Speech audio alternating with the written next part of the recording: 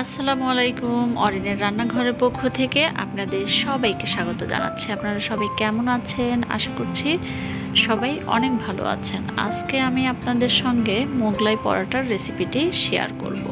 বিকেলের নাস্তায় এই মোগলাই পরোটাটা খেতে কিন্তু ভীষণই দারুণ, আর ঝটপট তৈরিও করে নেওয়া যায়। এখানে আমি প্রথমেই 1 কাপ পরিমাণ ময়দা দিয়ে দিচ্ছি, আর দিয়ে দিচ্ছি স্বাদ মতো লবণ। এখন এখানে দিয়ে দিচ্ছি কিছুটা সয়াবিন তেল।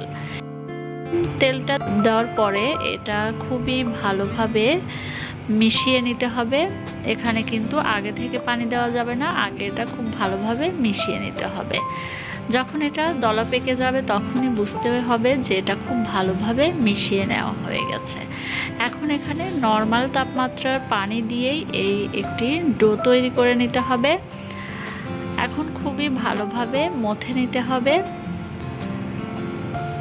আর একটি সফট ডো তৈরি করে নিতে হবে। ডোটা তৈরি করা হয়ে গেছে। এখন এর উপর থেকে কিছুটা তেল দিয়ে দিচ্ছি, দিয়ে এটা রেস্টে রেখে দিব 5 মিনিটের মতো।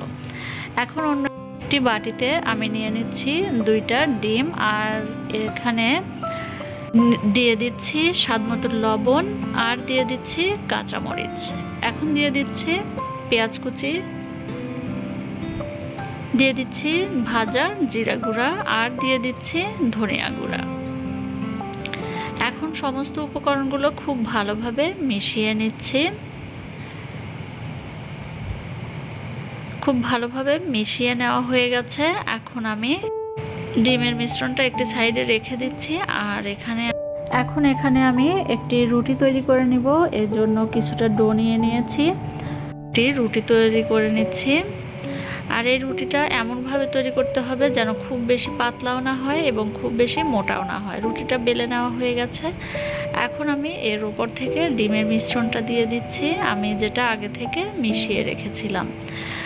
এখন খুবই ভালোভাবে এটার ভাঁজটা দিয়ে নিচ্ছি। আর এই ভাঁজটা ঠিক কিভাবে দিচ্ছি আপনারা একটু লক্ষ্য করলেই বুঝতে পারবেন। এইভাবে 4 কোণা করেই এই ভাঁজটা দিয়ে দিতে হবে।